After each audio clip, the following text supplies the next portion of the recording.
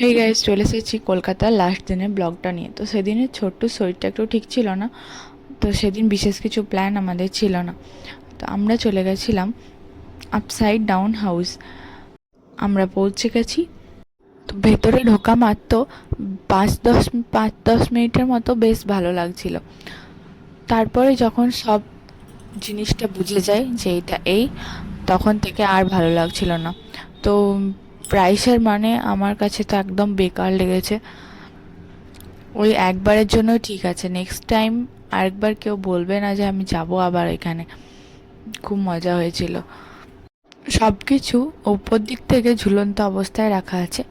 বাচ্চাদের জন্য একটু ভালো, ওদের বেশ একটু আশ্চর্য লাগবে দেখতে যে এটা কি করে সম্ভব, কিন্তু আমাদের বড়দের জন্য এটা নয়।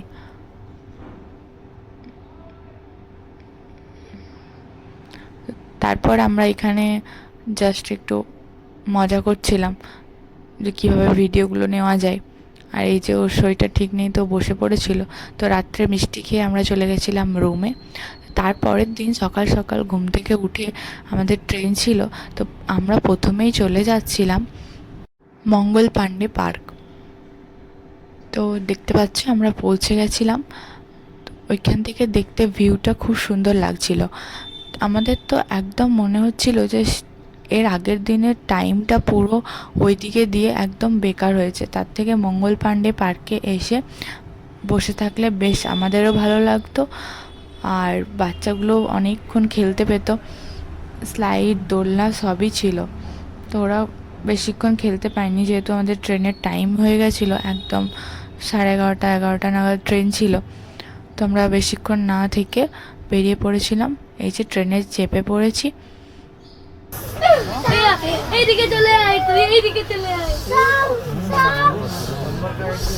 ওরে বাবা, পিছন থেকে এটা করতে হবে, পিছন থেকে। এই রে, এই রে, পিছন থেকে এটা করবে। একে এই লেগ পিস মুড়ি খাবো। আমি করে আপনার চাটা দিয়ে আমি সিঙ্গার করব না।